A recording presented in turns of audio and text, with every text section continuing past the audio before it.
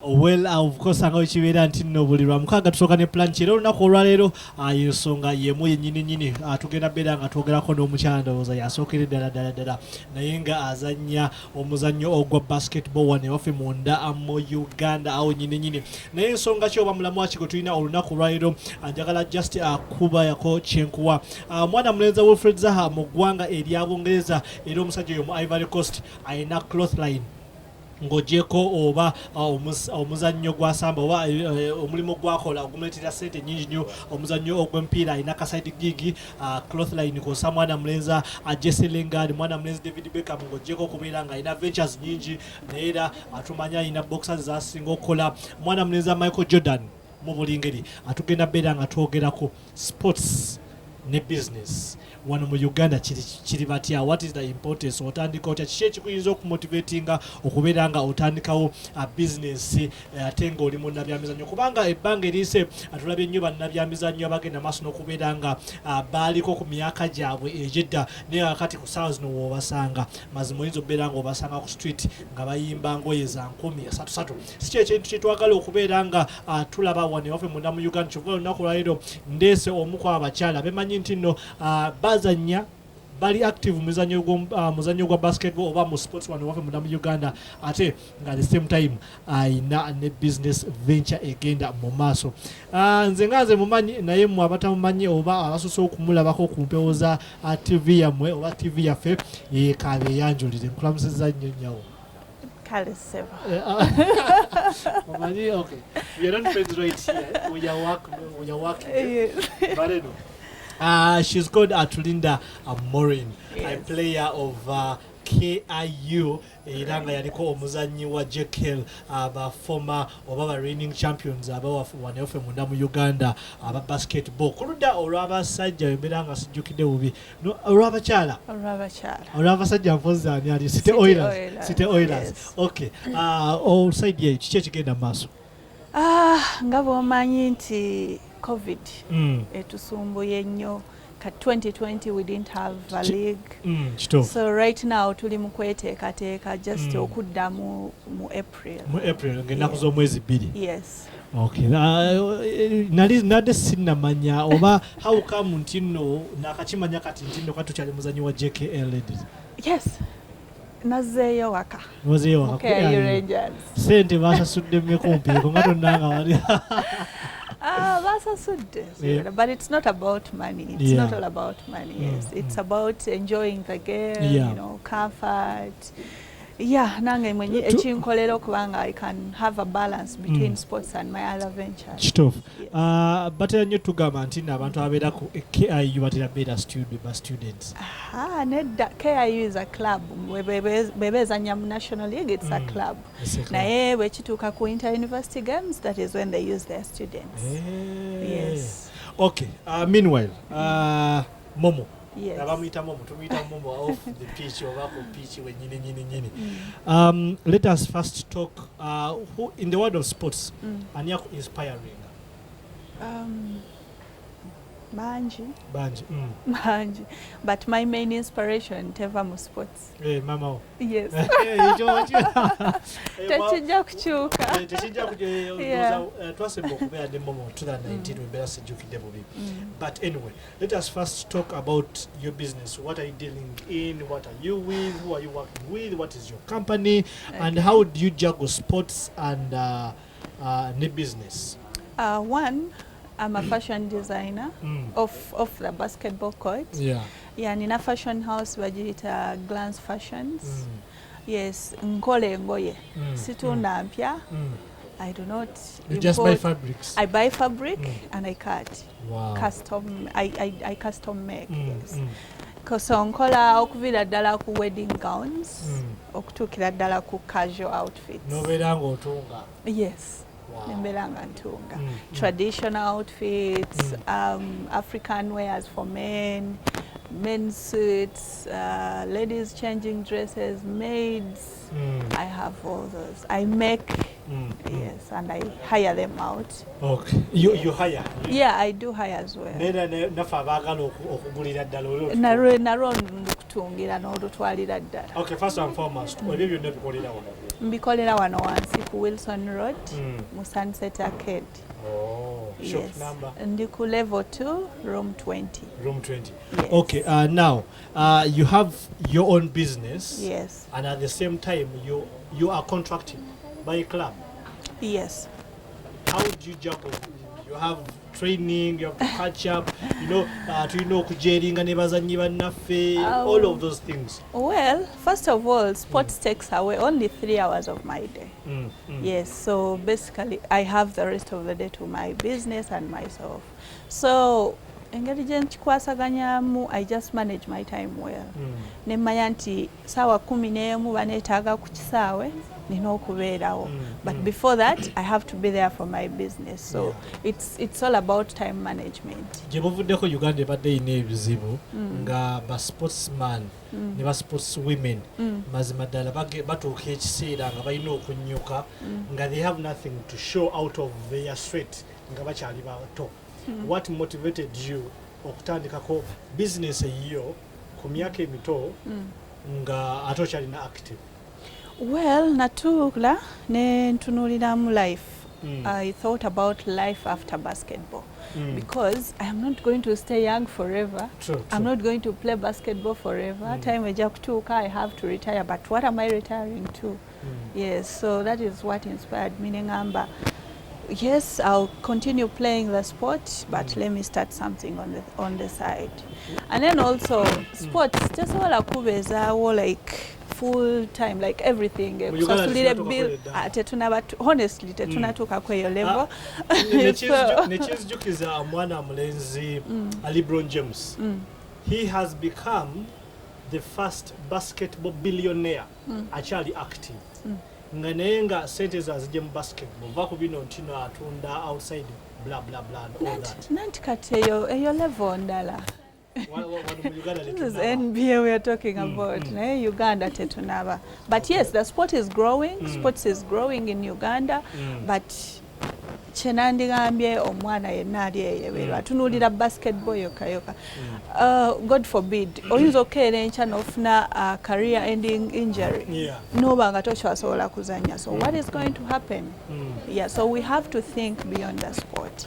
Talking about NBA, it has onzijukiza nti nno Uganda Silverbacks bali mu ggwanga lya Tunisia bwe twogerera kakati ng'era olunaku olwaleero wembeera nga sijjukidde bubi Uganda oba Silverbacks egenda beera ng'ezanya eggwanga erya Morocco. Do you tip them to win? Yes. I have so much confidence.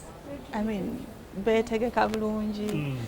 And then we only need one win to qualify. So that should be motivation enough. Like it should give us the zeal to want to, Have you ever played alongside international basketballers? Ngao Silverbacks webali kakati mukambu tino balina international foreign best players batano abasikadde munana ba locals. 2019 I was Zone 5 champion. Oh.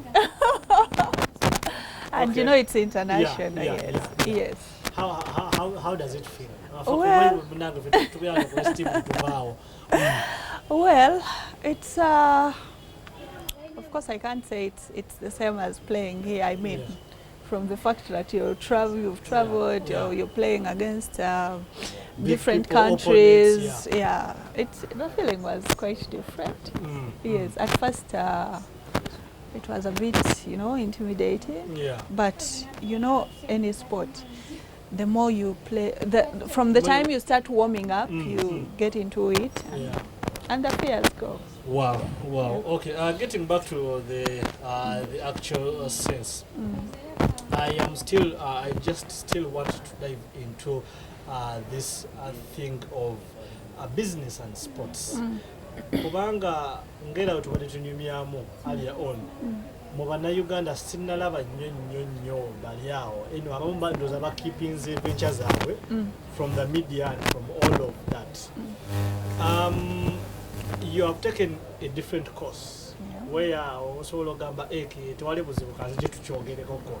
Now let us first talk about girls there, especially young girls who are so much into only sports. What piece of advice would you give them? Because at the end of the day, they are going to be mothers. there will be fathers for the men. You get it?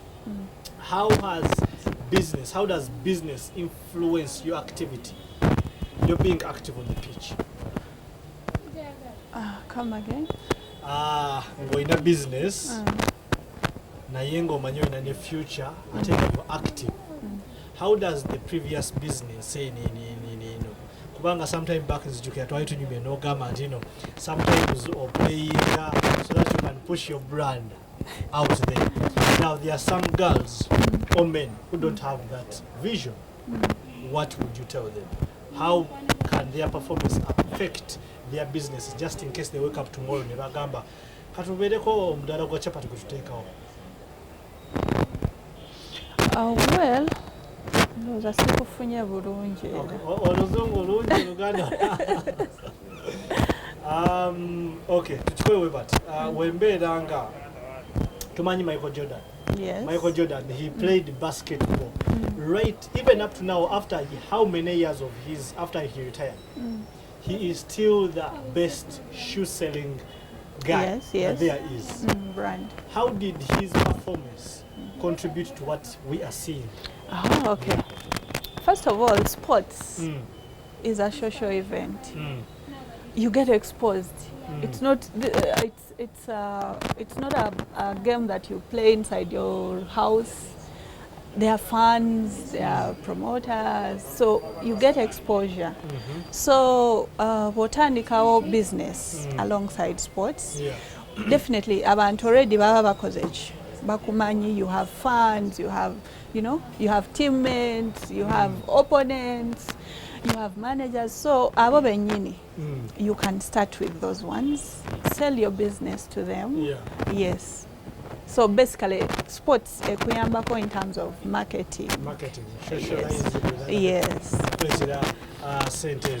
Kati nganze personally kinyambye nnyo. Right now I have clients who are my teammates, former teammates, fans. Yes. Wobadde tutandika shendo ogenze maaso n'okubeera ng'ogamba you have sports, you have being active in the game the whole day, like maximum 3 hours. How long do you train in a day? 3 hours. And a game, just in case, okay, today it's a game day. A game day, let's say my game is at 5 p.m. I'll leave work at 4. And you have 1 hour to travel. I'll leave work at 4, get to the game at 4:20, dress up, and by 5 I'm on court, warming up. Okay. Because I'm trying to think about this Uganda. Nedindako. Nga waliwo, is there a possibility ntino oli asobola okubeera basketball ball player oba active man and woman naye nga ali employed kubanga go business hiyo? Yeah, it's possible because most employers bakwagala mu office at 8 a.m. and leave at 5. So like I said, you just have to manage your time. That I've left office at 5. By 5:36 I'm on court training. For how long have you been a businesswoman? For 5 years. 5 years. This is 2021, 5 years. 2021. Yes. And when I started with tours and travel. Your company Jerry. Totally fashion designer with I'm a tour operator as well, a tour guide. Yeah. Okay. And how long have you been active in the game? Professionally? Professionally, it's 8 years. 8 years. So it took you 3 years to establish yourself into the business world too. Yes. And what have you learned from that whole venture of being a basketball player and a businesswoman? Do you employ? Yeah, for now, part-time. I do employ part-time. Yeah, part-time. Yes. Okay. 5 years, both active basketball and business. Chicho is challenging. What are the challenges that most people should look out for? If Jack can do it, even us we can did it. And every business, it will never be a smooth road. Nti njitandise leero ngenda tandika okuaninga there and then nedda. So I've learned to be patient. Yeah. Yes. Yeah. like egenda ekula mpola mpola ogenda okula mpola, just like talent. If you discovered talent today in some young kid, tagenda kufuuka star there and then. You have to nurture it, you be patient with that talent, it grows until he becomes a star. So ne business wait already, you've got to be patient. Yes, centers or start them tezigenda vaayo there and then. No. N'abantu bennyini ba clients bennyini, you have to build that trust, confidence. But abamu baagala na kusooka kulabako kiki kyokozeeko, nsaba kulabako kikyokozeeko before they can actually give me work. So the main thing I've learned is to be patient. Be patient while investing. While investing. Sente z'omuntu wawansinga tuzebaliza Katonda. But anyway, maybe my last, as we are approaching towards the end, my other thing would be those 8 years in the game. How long do you have until retirement? Well, and where do you see yourself in the next few years? I really can't tell how much time I have to retire because that is determined by some factors. Some factors, yeah, that will, okay, definitely. When I get a family and kids, that would mean retirement for me. Yes. So I cannot tell. Yes. And God forbid an injury. God forbid an injury, yes.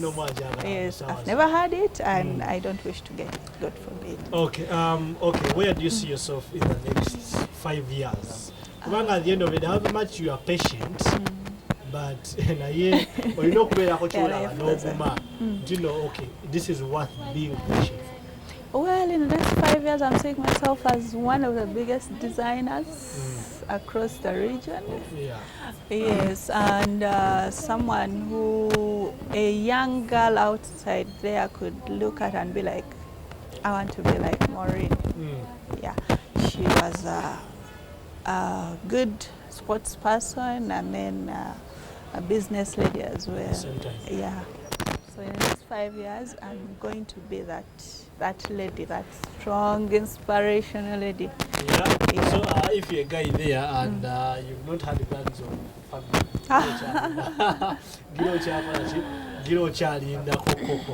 so I would like to imagine. So you're putting on you. Oh yes, right now. I am. How long does it take you to make such an outfit? A few hours. A few hours. Yes. Okay. Cameraman wange banda agenda kubeera nga awasa mu myezi ekidako ekitamu. How would you charge him? What is your charge? Well, okay, you can give us fabric. Yeah, it depends on the fabric, of course. And then size. Yes, all those things. Fabric, size. And then also your budget actually determines. My budget is 500,000. Yes, we can find something of 500,000 and it's reasonable, it's okay. So it depends. We have to talk. We have to have a dialogue. Nongamba, my budget is this.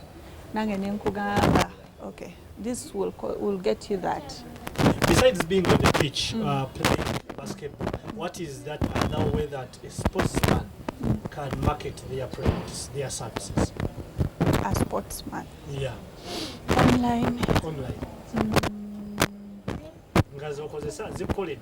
Yeah, I'm on Facebook. Okay. Okay, I suck at social media, but yeah, and then events. At events. Yeah, you can throw your business out there. And then also referrals. The people you've done work for, they keep referring you. So you just have to be good at what you're doing. Give it your all. So if I made you a shirt today, trust me, everyone will ask you, who made your shirt?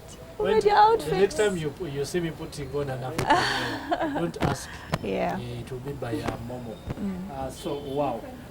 Besides clothes, and of course, travel part-time. Yeah, part-time.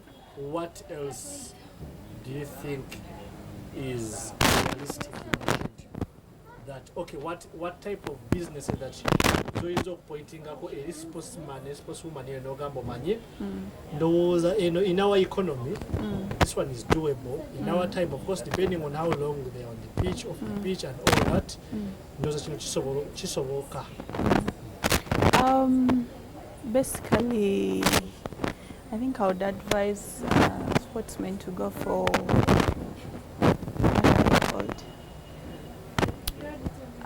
hands-on emirimu gy'engalo kankyogere mu Luganda gy'emikono. Yes okola amasigiri. No, but if you've studied, I think it comes back to again passion, what you're passionate at, what you love. Yeah, just do what you love, because at the end of the day, even if margins are not matching up, you have a reason to keep there, to hold on until you get something you really, you get to a point where you want to be, something you really like. Yeah, they just have to find themselves, like, I love doing this. Yeah. Let me give it a try. Then you find you're good at it, perfect it, and you're good to go. Wow. Okay. My last question: When you offer Mundamo Uganda, your business, but anyway, forget to get a couple of in America. Western Conference, Eastern Conference, which might know any Lakers.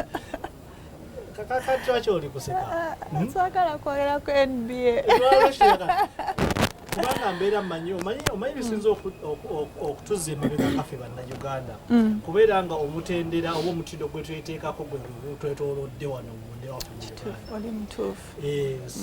kakati nze ntera nnyo okugamba nali nina omukulu Hamala n'aŋŋamba weekend ewedde n'aŋŋamba nti nno abantu amu inspiring omwali mu Australia of course wano mu Uganda alinawo abange bali wano kati nze neŋŋamba kati nakuliriza nnyo abali wano mu Uganda era abamuyamba okutandika ekintu neŋŋamba nze oba Jim White ku Sky Sports ndi musangako nne but anyway tulaba omwaka guno oba sizoni eno LA Lakers esobola okweddiza ekikopo kyayo esobola kidifendinga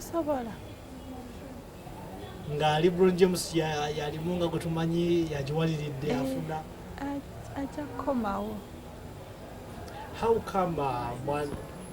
come the other season titwalaba mutually anyway the previous season ngovuddeko gitwaka kuba emabega Lakers they were not champions but the next season omusajja n'agamba nti nno tugenda kitwala and we saw it coming to pass. This time round tetunamanya kiki ekigenda maaso of course kituusenga andooza wembeera nzijjukidde bulungi games zaabwe zonna ezo season so far bagenze maaso n'okubeera nga bazigoba. What do you think drives you people to keep on to being consistent, because we have seen these people being consistent and mind you they have ventures outside. I usually don't like watching the NBA games zokka even their lives outside chovola alina kuise tuogere ku kintu kya business eyo. How do you be consistent if you train for 3 hours only in the morning, in the afternoon? How consistency eyo? It comes back to the mind. Ebintu psychological, passion, time, yes, passion mind. and mindset. Yes, if you set your mind to winning championship this season, you'll definitely work for it. You'll work for it. Yes. Okay. Ndoza mugeze maso n'okubeera nga mukiwulira mu munyininyi. Njogera okujjukiza nti nno twebaza Teams Classic Design ku Mabirizi complex kosa ne Capital Shoppers wali entinda abagenda maso n'okubeera nga bagamba plan ki mubeere nga muyitako ko wano ne kapeti y'emizannyo Cross TV tubeere nga tulaba ki ekigenda maaso era obeera omusajja mukyala olina omwami gw'oyagala okugulira ebintu bye ng'oggyeko ewammomo osobola okubeera okusobola okuyitako ko wano n'ofuna already made. Momo, Yes. Ogenze maaso n'okubanga ogamba nti time is very fundamental. Patience is very equitably essential.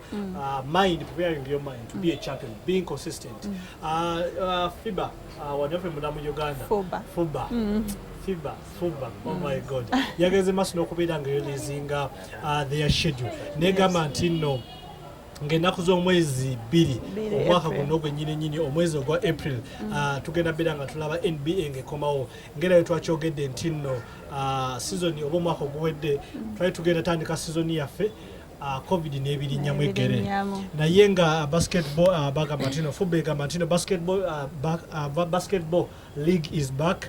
Of course, on the 2nd of April 2021, of course, bagenda beera nga baconfirming participation teams by 20th February of this very year wenyini ntino bagamba ntino wera nga bamaze okucompletinga teams okuregisteringa zo nyini akosana abazanyi ab'enjawulo zijja beera ready by ng'ennaku z'omwezi 15 omwezi ogenda beera nga guddako ate nga ebimuko ebyewuunyisa simanyi oba wakirabyeko ne of course ekimanyi ntino wakirabye ntino mugenda beera nga muzanya one round of robin oba temugenda zanya home and away mugenda beera muzanya omulundi gumu gokka ate nga ebimuko ebyo mulina okubeera nga musubirira omwaka guno oba season eno ennyini gye tulimu ntino quarter finals ne semi final tugenda kulabeera nga tulaba best of 3 oba games 3 in a row tulabe nga tufuna n'awangula ate olwo finals tujja beera nga tulaba games oba matches 5 omulundi gumu ogwennyini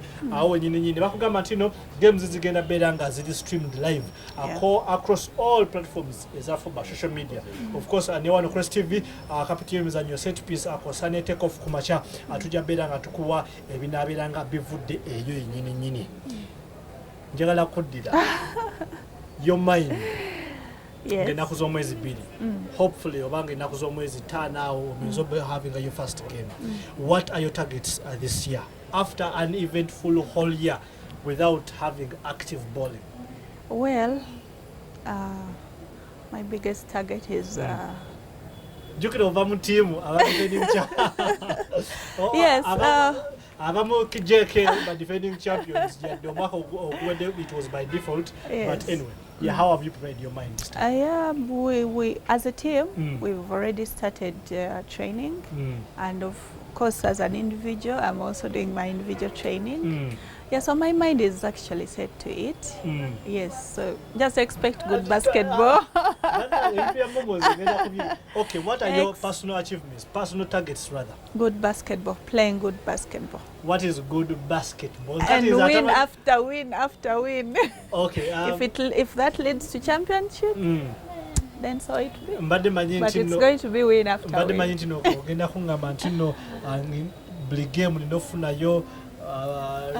Rebounds, points, that is something I cannot say on air.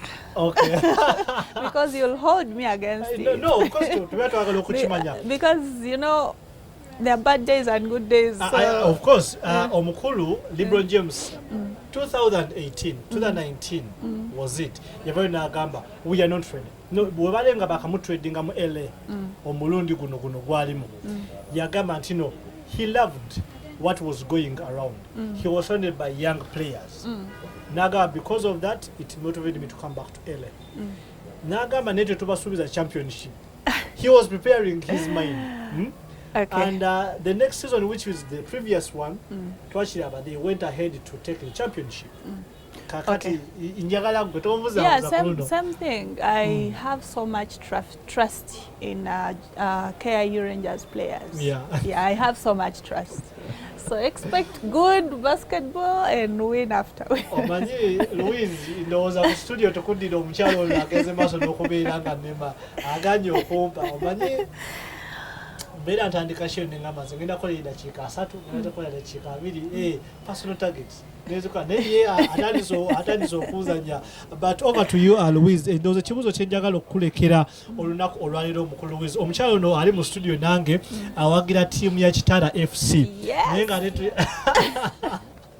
The pride of Bunyoro. The pride of Bunyoro. Soko tunumire abanyoro bonna wali ku TV. Bakola ki? Obatumire mu lunyolo. Bana abafans ba Kitara FC nywena mbaramukize and nkubagondeza obusinguzi. Yes, right now tuli hansi baitu twijja kurugayo. Yes. Twikale hamu tweyongere kuhagira timu yaitu Kitara FC. Yes, twijja kugaruka haiguru, twijja kurugayo hansi.